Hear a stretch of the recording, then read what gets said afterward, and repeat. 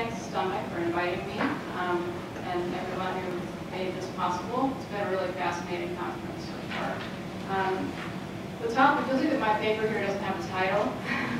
There's a reason for that, and it's because although I'm still going to talk about these sort of science-based eco-spiritual movements that I've been working on, I decided to put it in a context of something that would actually link it more to some of the conversations that we've been having. So, and the result is something that's somewhat more autobiographical than I had originally intended. So, for better or for worse, that's what I've ended up with. So,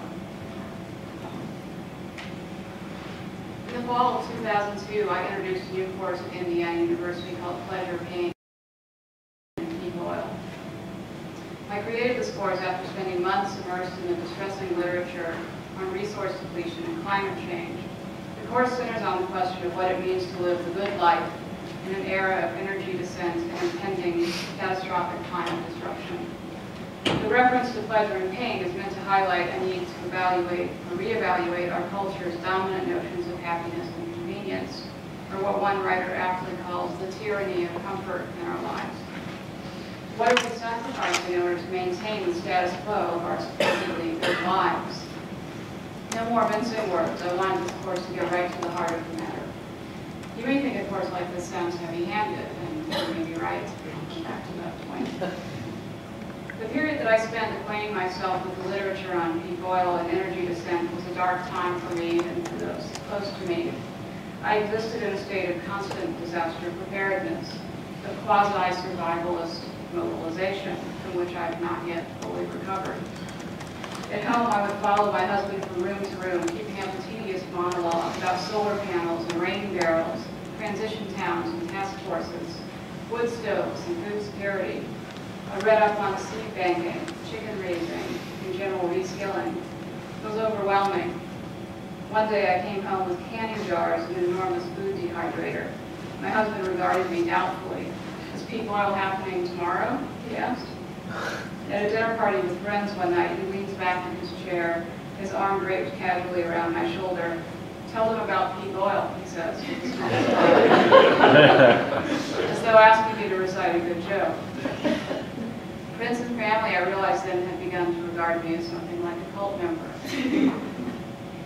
My experience will sound familiar to many peak oil believers, and this is something that Matthew has written about. Discussions of peak oil routinely rehearse the similarities between the process of becoming peak oil aware and the stages of grief. Psychologists are becoming interested in this phenomenon, and marriage counselors too. But happily for me and my disaster plan, my university is located in Bloomington, Indiana, which happens to be a transition town. The transition town movement originated as a grassroots endeavor in the UK in the early 2000s, where it was popularized by permaculture experts. It aims to prepare communities for the daunting challenge of transitioning to a post-carbon future. Bloomington boasts a large and vibrant farmers market. A strong commitment to community gardens and local food is evident on and off campus. Cycling infrastructure is gaining attention and resources in my town. Indiana remains a coal-fired state, but there are reasons to be hopeful in Bloomington, and I try to steer my students towards some of those brighter spots. So students in my course engage in service learning activities that connect them in a variety of ways to the issues that are central to community resilience and the themes of my class: food production, waste management, energy consumption, transportation, travel and leisure, historic preservation, and local economic vitality. I have a lot of guest speakers in my class. Since becoming peak oil aware, I've also been very involved in campus sustainability efforts.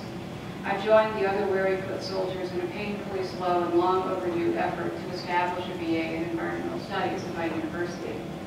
I clumsily assumed the most improbable roles, leading faculty workshops on sustainability curriculum, for example, for which I'm ill-suited by training and asocial temperament. The gap between what I believe and what I actually do, or ask my students to do, has narrowed a little. Granted, my food dehydrator hasn't seen much action lately, and the canning jars are collecting dust. I'm still living on the grid, but I feel like something important has changed. In no small part, what motivated this change was fear. The last 2 years have brought me face to face with the power of fear, my own and that of other environmentalists. In my peak oil course, we spent a lot of time talking about the key motivators of change, both on individual and societal levels. Does fear actually motivate people, or does it induce greater denial? Is sacrifice the wrong way to frame calls for change? When does hope actually become obstructionist? For my own part, I've begun to worry about the noticeably ideological turn my fear-fueled thoughts have taken, the way in which a sustained orientation to crisis can engender an oppressive atmosphere. I've also become more aware of similar trends in the broader discipline in which I work, which is religious studies and specifically religious environmental ethics. So for the remainder of this talk, I want to pick up the question, as opposed to the answer, of how environmental scholars might begin to respond to a crisis of this magnitude. In order to illustrate what I find disconcerting about certain trends that are emerging in environmental discourse, I turn to two responses to crisis with which I'm particularly familiar. The first example brings us to the transition town movement in a roundabout way. Many environmentalists, not just transition advocates, view the environmental crisis as the product of our increasingly dysfunctional cultural myths or stories. A prime example is the narrative of infinite growth and progress that undergirds our consumption patterns and is currently propelling us into disastrous climate change. The role of storytelling is crucial, as Rob Hopkins, who is one of the founders of Transition Town, argues. And he says we need to get our stories right. Quote, our dominant cultural stories speak of the ability of technology and human inventiveness to overcome challenge and of perpetual economic growth, unfettered by living on a finite planet. In these less certain times, we need better and more appropriate stories. It was precisely these prevailing and wrong-headed myths of the good life that I wanted my peak oil course to challenge. My plan, or so I thought, was not so much to promote an appropriate counter-narrative as to create the kind of forum in which students examine the conventional wisdom about growth, progress, consumption, convenience, etc., and articulate their own visions of the good life. But somewhere along the way, I experienced a vague uneasiness. For starters, I was bothered by certain portraits of the future, of future post-peak societies, even, perhaps especially those that offered hopeful visions, as opposed to the dystopian and apocalyptic visions that we often find in film and fiction, including some of the things that Matthew mentioned. The transition movement is a self-consciously upbeat, energetic, optimistic alternative to the sort of doom and gloom reporting characteristic of peak oil prophets like Richard Heinberg, who some of you may have heard of. There are a great many things I admire about the transition agenda, and yet the visions of post-peak life often present us with a society that seems disturbingly homogeneous and uniform in terms of the intellectual and spiritual landscape, as well as the range of occupations or vocational interests that it's entitled to. Take Hopkins' vision of post-peak communities in the year 2030, and you can kind of get a sense of it from looking at this graphic. His optimistic portrait includes not just the expected changes in food procurement, energy infrastructure, or urban design, but also a complete overhaul of education, including university education. My students and I were troubled by two features of this post-peak community. They were not happy about the predicted loss of travel to distant places in a world drained of cheap and abundant oil. Rightly, and to their credit, they worried not only about the lack of leisure opportunities, but about the cultural ignorance that might ensue with so many people so closely tied to a regional existence. Many were also disturbed, as was I, by the description of university education in the world of 2030. Essentially, universities would reinvent themselves as hubs of vocational training, centers of the great reskilling, in the words of transition advocates. Here, students would learn the finer points of farming, woodworking, sewing, solar panel manufacture, chisel sharpening, and a bit of conflict resolution. Watch out for those sharpened chisels. So it makes sense that a low-energy existence would entail greater reliance in our hands and bodies and ramping up of applied sciences. But where were the historians and philosophers in Hopkins' world of 2030? The religion scholars and artists? What of the novelists or journalists? The cultural critics? A transition of this magnitude, it seems to me, will surely demand the talents and expertise of a whole wave of academic intellectuals eager to document, analyze, fictionalize, critique, theorize, or openly dissent from the prescriptive details of what transitioners call the Great Turning. A lower energy future will likely mean that academics cannot continue business as usual. I think it's likely that many of our current practices, jetting around the globe to conferences or research sites, or recruiting students from faraway places, may cease to be tenable in the not-so-distant future. Many campuses or research sites may become damaged or inaccessible due to the effects of climate change and geopolitical upheaval. Still, we can hope, and I do hope, that the university as we know it will not be wholly displaced by trade schools of the grand narrative, vocational hubs dispensing transition ideology in the form of appropriate stories, especially crafted for the chastened citizenry of the post-peak world. I'm all for appropriate technology, but appropriate storytelling makes me a little bit uneasy. I grew up in a town of burned books, so I like to choose my own texts. It may be that Hopkins assumes that we'll simply have no time for airy pursuits such as history, ethics, or literature when we're all busy patching our mud huts, bartering for food, or concocting herbal remedies for cancer in the wake of collapse. In any case, he doesn't appear to lament the disappearance of the humanities any more than do many college presidents these days. Perhaps the most likely candidate currently in existence of what a transition university might look like is Schumacher College, located near and partially inspired by the original transition town of Totnes, which is in Devon in the UK. Schumacher teaches Buddhist economics and offers postgraduate degrees in holistic science.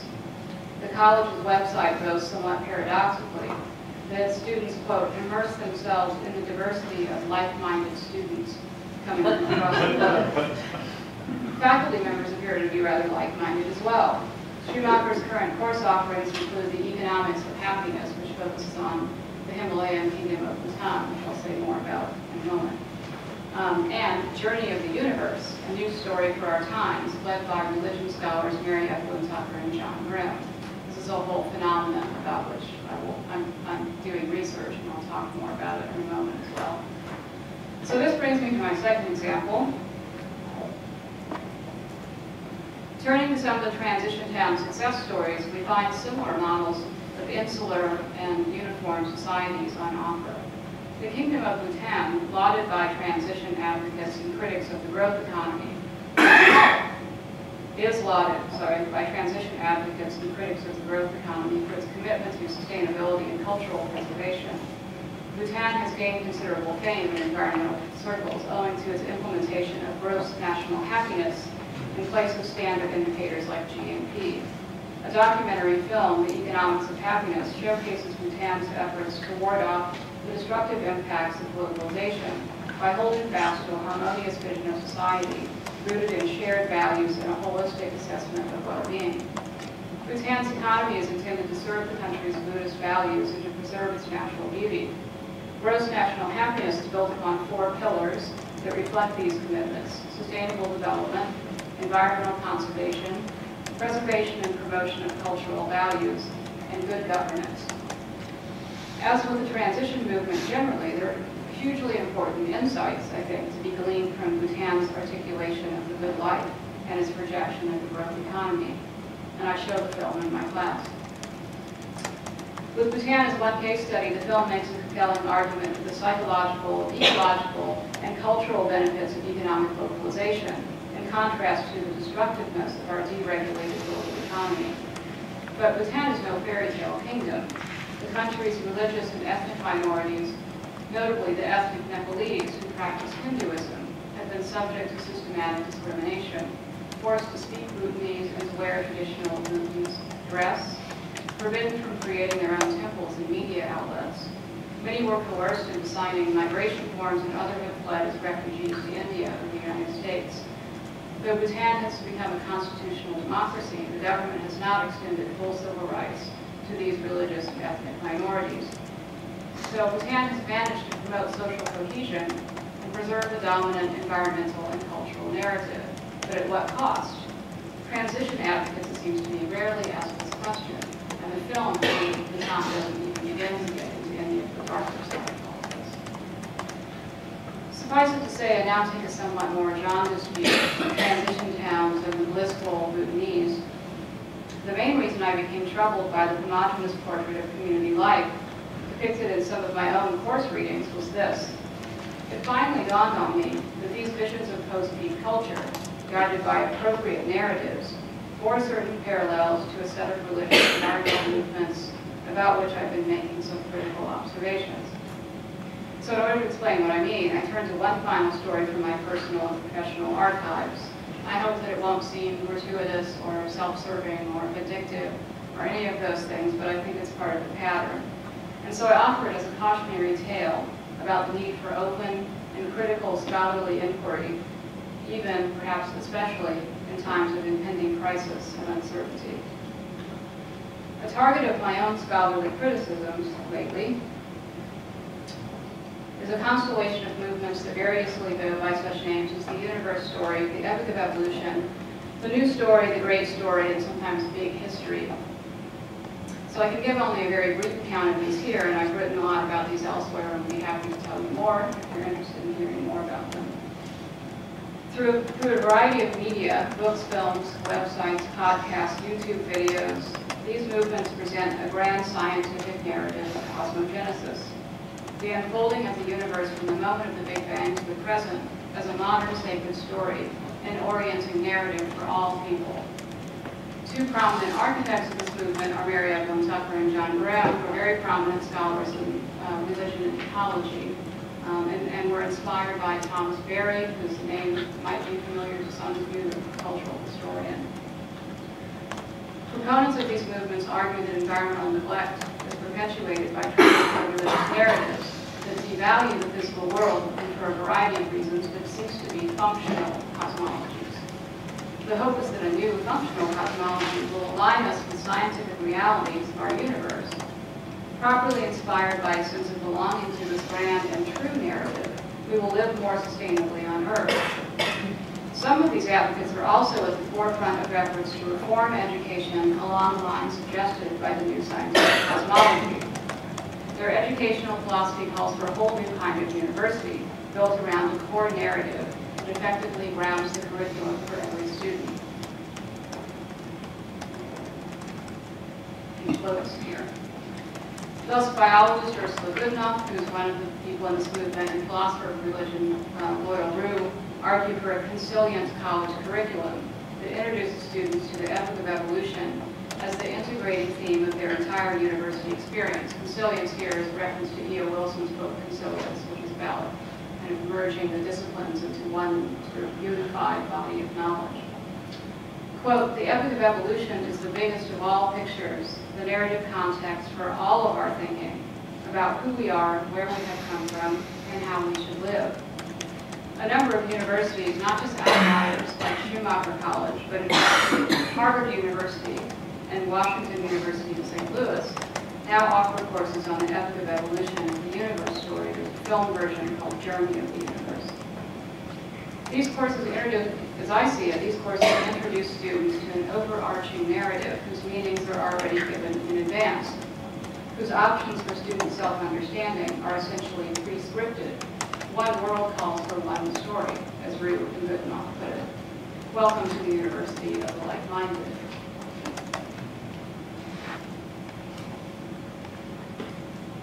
Proponents often disavow any intention to displace the traditional religious narratives with sacred science, even as they predict that the particularity and the dysfunctionality of existing myths will be religion's downfall. The old stories can't be expanded into a global myth. They can't tell everybody's story. They offer competing accounts of what is true, propagating conflict rather than solidarity, and thereby slowing the transition. Enthusiasm for a new global myth may engender intolerance, as suggested by Rue's disparagement of the world's religions as, quote, a hemorrhage of diversity. The unspoken assumption, then, would appear to be that in times of crisis and uncertainty, it's imperative that society conform to a unified discourse and shared narrative.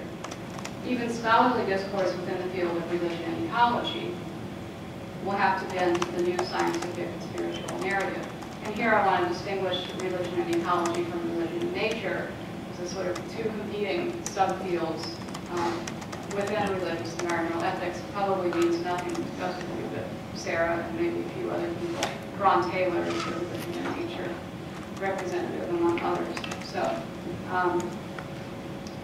So this point about conforming to this new narrative was driven home to me recently when I presented a lecture that raised a number of critical questions about this new cosmology and its agenda. The forum, organized in part by universe story enthusiasts, included several other prominent religion scholars, many of whom write as green apologists for the world traditions. All spoke eloquently and passionately to a decidedly elite audience about the striking parallels and remarkable affinities between the traditional world religions and the new cosmology as revealed by science. The idea that there might be tensions or inconsistencies among the traditional stories or between those stories and the scientific narrative was not seriously entertained, my own remarks notwithstanding. Nor were there any qualms whatsoever raised about the proposition that science can and should provide an overarching narrative and normative universal framework. Good vibrations mostly prevailed. The full suite of lectures was videotaped and archived on a website that promotes the universe story and its associated products, which include books and films and lectures and a whole host of things. Or rather, all but mine are archived there, mine having been cut from the lineup before the lectures were posted. I should not be surprised by this outcome, a fellow lecturer at the conference told me, given that the website promotes the project, and my lecture was not in the spirit of uncritical promotion. Moreover, I was told, the venue in which I presented those criticisms was not, strictly speaking, a scholarly venue. But I was genuinely surprised when, shortly thereafter, I was contacted by the editor of a volume, a decidedly scholarly venue this time, in which an essay of mine was to appear that elaborated upon the same critical points about this constellation of movements. The editor, a prominent environmental ethicist, had received a surprise phone call from one of the architects of the universe story, who was mounting a protest with considerable animus, his words, against including my essay in the volume, on the grounds that its claims were obviously materially false. The editor, no stranger to controversy himself, defended the value of critical interventions as the very stuff of scholarly discourse, and assured me that they entertained no notion of withdrawing my essay, although I was asked to make some terminological tweaks to help appease the protester.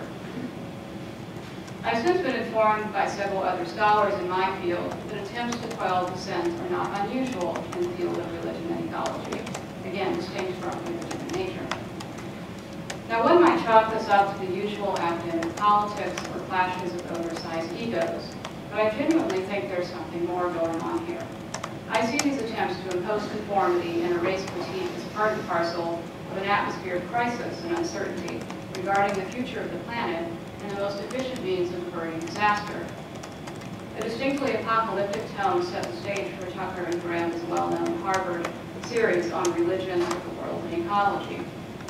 The series forward asserts that the entire human community is searching for a new connection to the natural world amidst, quote, an environmental crisis that threatens the very existence of all life forms on the planet.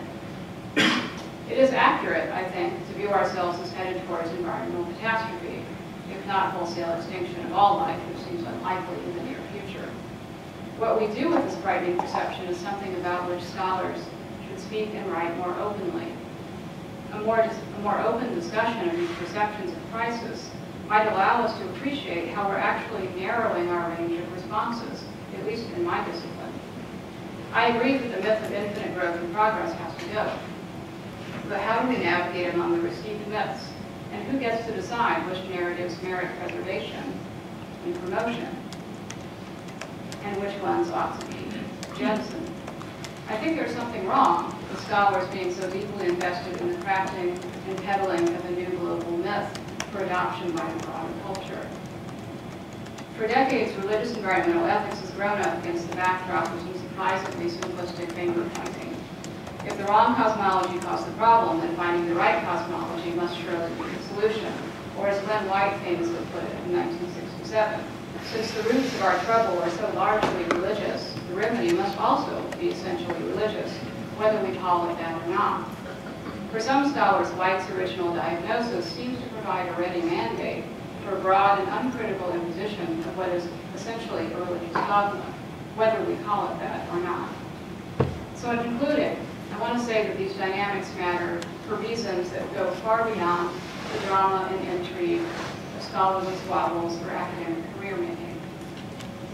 For me, they matter because who gets to have a voice in campus sustainability matters. My own engagement with campus sustainability issues has landed me in more and more intense conversations with scholars of other disciplines, especially scientists, than my interdisciplinary scholarship ever has and probably ever will. Who will represent religious studies, and perhaps the humanities generally, in these critical conversations about how our academic institutions respond to the coming crisis? Will it be the acolytes of the standardized sacred cosmology, proponents of vocational universities and like-mindedness, devotees of Buddhist economics and New Age science? I sometimes cringe to think of what my colleagues in other disciplines might think of religious studies, were they to get wind of some of the projects actually gaining traction in my discipline.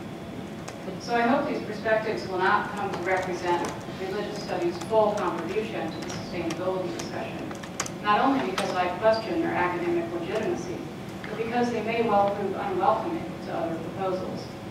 A better conversation than this needs to happen. There's still world and time. Thank you.